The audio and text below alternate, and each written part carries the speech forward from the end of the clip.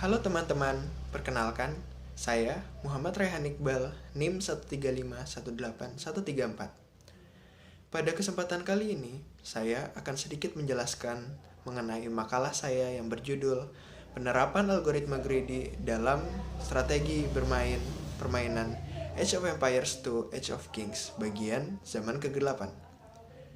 Zaman ke-8 pada permainan ini merupakan zaman awalan di mana teknologi yang tersedia sangat terbatas bagi peradaban tersebut.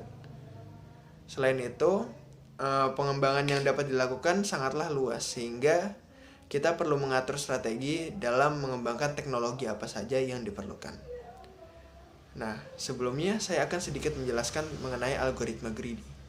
Algoritma greedy adalah algoritma yang dilakukan dengan cara mengambil solusi terbaik untuk tiap langkah yang dilakukan. Harapannya, langkah-langkah terbaik yang diambil akan menghasilkan solusi global yang terbaik pula. Prinsip dari algoritma greedy ini adalah take what you can get now, atau ambil apa yang bisa kau dapat sekarang.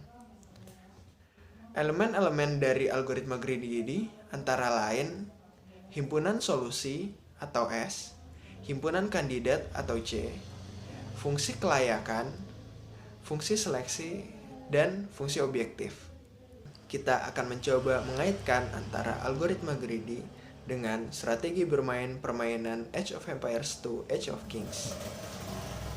Yang akan kita lakukan adalah menentukan elemen-elemen dalam algoritma greedy ini.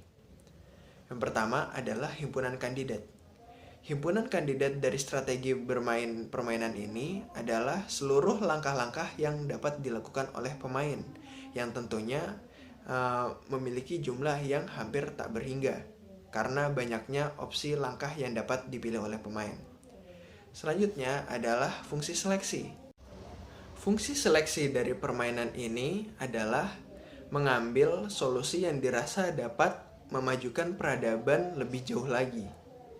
Lalu, setelah kita mendapat fungsi seleksi dan memilih kandidat-kandidat yang terdapat dari himpunan kandidat menggunakan fungsi seleksi, akhirnya kita akan mendapatkan himpunan solusi yang berisi langkah-langkah apa saja yang harus dilakukan agar kita bisa memajukan peradaban secara tepat dan cepat. Nah, berikut akan saya jelaskan langkah-langkah apa saja yang menjadi hasil dari himpunan solusi ini.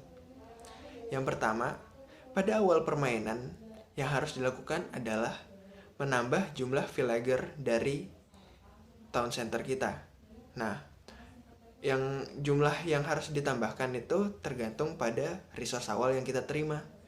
Kalau berdasarkan default dari game ini, maka jumlah resource yang bisa kita gunakan adalah 200 makanan, atau kita konversi menjadi 4 villager. Nah, villager ini nantinya akan berfungsi untuk mengumpulkan sumber daya, entah itu berupa kayu, makanan, emas, ataupun batu. Lalu, setelah kita menambah villager, yang harus kita lakukan adalah mengumpulkan sumber daya sebanyak-banyaknya dengan memperhatikan langkah-langkah selanjutnya. Nah, sumber daya yang dipilih adalah sumber daya terdekat dengan prioritas kayu dan makanan, serta emas. Ketiga sumber daya ini memiliki prioritas yang tinggi karena pada zaman ke-8 ini, ketiga sumber daya itu merupakan hal yang sangat penting dibandingkan dengan sumber daya batu. Kayu digunakan untuk membangun berbagai macam bangunan, sementara daging dan emas memiliki tujuan utama untuk memajukan peradaban menuju zaman selanjutnya, yaitu zaman feodal. Nah, selagi mengumpulkan sumber daya, yang dapat kita lakukan adalah memanfaatkan scout yang kita miliki di awal permainan untuk menjelajahi wilayah gelap pada peta, yang tentunya juga akan membantu untuk memajukan peradaban. Setelah cukup sumber daya terkumpul, kita dapat membangun rumah agar batas jumlah populasi dari peradaban kita menjadi bertambah. dengan pertambahan batas jumlah populasi itu, kita dapat membangun unit militer yang dapat membantu untuk menjaga keamanan dari wilayah kita.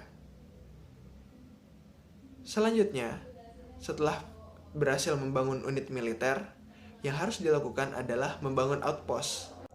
Outpost ini berfungsi untuk mengawasi wilayah-wilayah yang tidak dapat terjangkau oleh jarak pandang mata dari karakter-karakter permainan milik kita ataupun bangunan-bangunan yang telah kita miliki sebelumnya. Outpost ini terbilang cukup berguna karena biaya pembuatannya yang murah.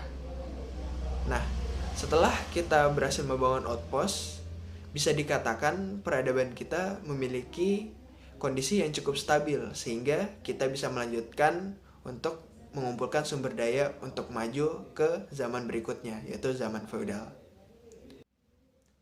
Baiklah, sekian itu saja penjelasan dari saya.